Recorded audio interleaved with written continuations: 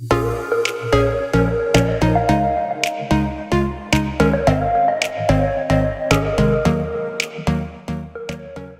Beautiful people, I hope कि आप सब बहुत अच्छे हैं, आप सब बहुत खुश हैं और हमारे यूट्यूब चैनल पर आपका स्वागत है।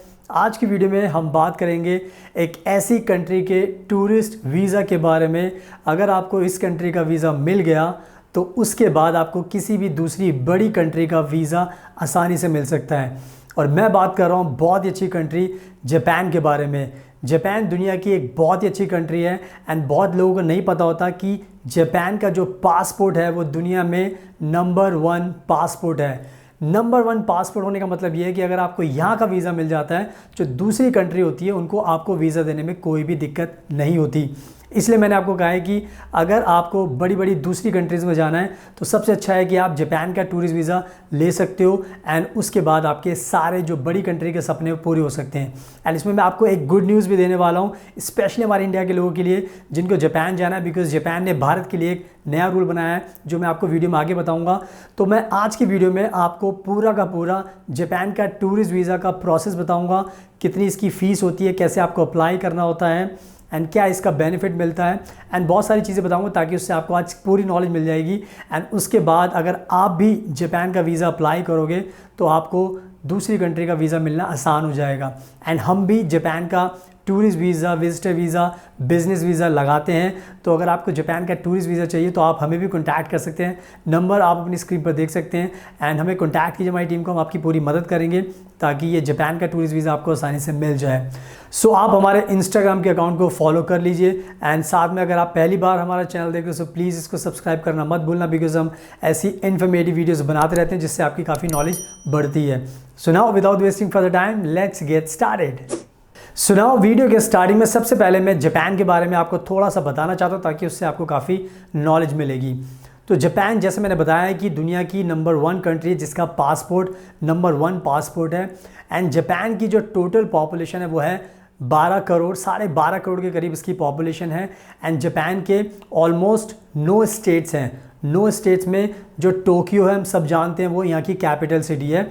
एंड ट्रस्ट मी, जापान बहुत ही सुंदर कंट्री है, यहाँ पे बहुत सारे ब्यूटीफुल अट्रैक्शंस हैं एंड आपके लिए दिन कम पड़ जाएंगे। यहाँ पे इतनी अच्छी अच्छी ब्यूटीफुल जगहें देखने के लिए, घूमने के लिए, अपनी मेमोरीज़ बनाने के लिए। तो ओवरऑल अगर आप देखा जाए तो अगर आपको किसी भी कंट्री में घूमना है, अपना कह सकते हो कि पासपोर्ट स्ट्रॉन्ग बनाना है, तो जापान का वीज़ा आप अप्लाई कर सकते हो, क्योंकि जापान में घूमने के लिए बहुत कुछ है, एक्सप्लोर करने के लिए बहुत कुछ है एंड आपको बहुत कुछ सीखने को भी मिलेगा, कल्चर के बारे में, लोगों के बारे में, लैंग्वेज के बारे में। तो ओवरऑल देखा जाए तो अगर आप जापान में जाते हो टूरिस्ट वीज़ा पर तो आपकी लाइफ टाइम की मेमोरीज़ बन सकती हैं एंड आपको बहुत कुछ सीखने को मिलेगा। तो इन सब अच्छी बातों का जापान के बारे में आपको ध्यान रखना है।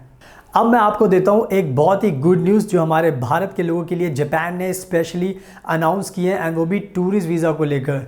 तो जापान ने अनाउंस किया है कि इस साल 1 अप्रैल 2024 से अब भारत के लोग अगर जापान का टूरिस्ट वीज़ा चाहते हैं तो इनको अब ई वीज़ा मिलेगा, जिसको हम बोलते हैं इलेक्ट्रॉनिक वीज़ा एंड इसको दूसरे वर्ड्स में बोल सकते हैं पेपर वीज़ा।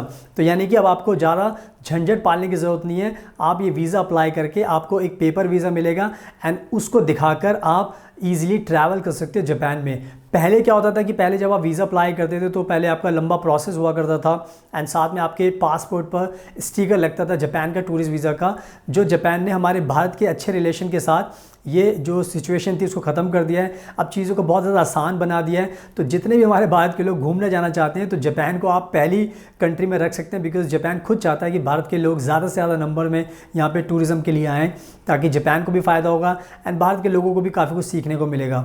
तो इस टाइम ये गुड न्यूज़ मैं बता रहा हूँ आपको कि अब आपको ई वीज़ा मिलेगा जापान का टूरिस्ट वीज़ा। तो इस गुड न्यूज़ का आपको ध्यान रखना है। सो अब बात करते हैं कि ये जो टूरिस्ट वीज़ा होता है जापान का, इसको अप्लाई करने का क्या प्रोसेस है। तो सबसे पहले आपको ध्यान रखना है कि इसका एक एप्लीकेशन फॉर्म होता है। ऑब्वियसली जितने भी वीज़ा आप अप्लाई करते हो सबका एक एप्लीकेशन फॉर्म होता है। तो जापान का जो टूरिस्ट वीज़ा इसका एप्लीकेशन फॉर्म होता है, तो उसको आपको पूरा भरना पड़ता है, अच्छे तरीके से सारे इन्फॉर्मेशन उसके अंदर फिल करनी होती है। तो जब आप एप्लीकेशन फॉर्म भर लेते हो उसके बाद जो नेक्स्ट प्रोसेस शुरू होता है वो होता है आपका अपॉइंटमेंट का, यानी कि टूरिस्ट वीज़ा की अपॉइंटमेंट के लिए। तो इसमें आपको ध्यान रखना है कि VFS ग्लोबल एक एजेंसी है जो मोस्टली दुनिया के कंट्रीज़ के वीज़ा अपने प्रोसेस करती है, अपनी तरफ से प्रोसेस करती है। तो जापान का अगर आपको टूरिस्ट वीज़ा चाहिए तो आपको VFS की वेबसाइट, आप अपनी स्क्रीन पर भी देख सकते हो, VFS की वेबसाइट पर जाकर आपको अपनी अपॉइंटमेंट बुक करनी पड़ती है। एंड जब आपको ये अपॉइंटमेंट मिल जाती है तो उसके बाद आपके जो डॉक्यूमेंट्स होते हैं टूरिस्ट वीज़ा को लेकर, वो डॉक्यूमेंट्स आपको पर्सनली जाकर VFS में सबमिट करने होते हैं। एंड जब आप ये डॉक्यूमेंट सबमिट कर देते हो उसके बाद फिर आपको वीज़ा का डिसीजन मिल जाता है कि आपको वीज़ा मिलेगा या नहीं मिलेगा। तो ये इसका एक ओवरऑल प्रोसेस होता है। अगर आपको कोई कन्फ्यूजन होती है प्रोसेस को लेकर तो आप हमें कॉन्टैक्ट भी कर सकते हो, हम आपकी पूरी मदद करेंगे ताकि आपको और भी अच्छी तरीके से चीज़ों को समझाया जा सके। तो इस ओवरऑल जो प्रोसेस है वीज़ा का, उसका आपको ध्यान रखना है। अब बात करते हैं कि ये वीज़ा जो होता है टूरिस्ट वीज़ा कितने महीने का आपको मिलता है। तो आज के टाइम में जो जापान है वो जो टूरिस्ट वीज़ा देता है वो देता है 3 महीने का, यानी कि 90 दिन का।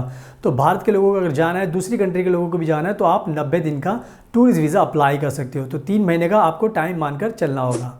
अब बात करते हैं कि इसकी फ़ीस कितनी होती है। जो वीज़ा आप अप्लाई करते हो टूरिस्ट वीज़ा जापान का, उसकी फ़ीस कितनी होती है। तो मैं आपको अगर फ़ीस बताऊंगा तो आपको बहुत शौक हो जाएगा कि इतनी सस्ती फ़ीस जापान के टूरिस्ट वीज़ा की है। आई थिंक दूसरी किसी भी कंट्री की वीज़ा फ़ीस इतनी सस्ती नहीं होगी जितनी जापान की है। तो आप खुद इमेजिन कर सकते हो 500 रुपये टूरिस्ट वीज़ा की, जापान की जो वीज़ा फ़ीस है 500 रुपये। आई थिंक 500 रुपये सुन के आपको भी समझ में आ गया होगा कि ये तो बहुत ही कम है। यानी कि दूसरी किसी भी कंट्री में अगर आप जाओगे तो उसकी फ़ीस बहुत ज़्यादा होती है। तो आई थिंक वीज़ा की फ़ीस इतनी कम है कि कोई भी भारत का जो टूरिस्ट वीज़ा पर जाना चाहता है सब इसको अफोर्ड कर सकते हैं। तो टूरिस्ट वीज़ा की जो फ़ीस है 500 रुपये है, 500 rupees. So keep in mind. अब मैं आपको बताता हूँ कि बैंक फ़ंड कितने आपके पास होने चाहिए, बिकॉज़ बहुत सारे लोग हैं जो जानना चाहते हैं कि सर हमारे पास पैसा कितना हमको दिखाना पड़ेगा ताकि हमें वीज़ा मिल जाए।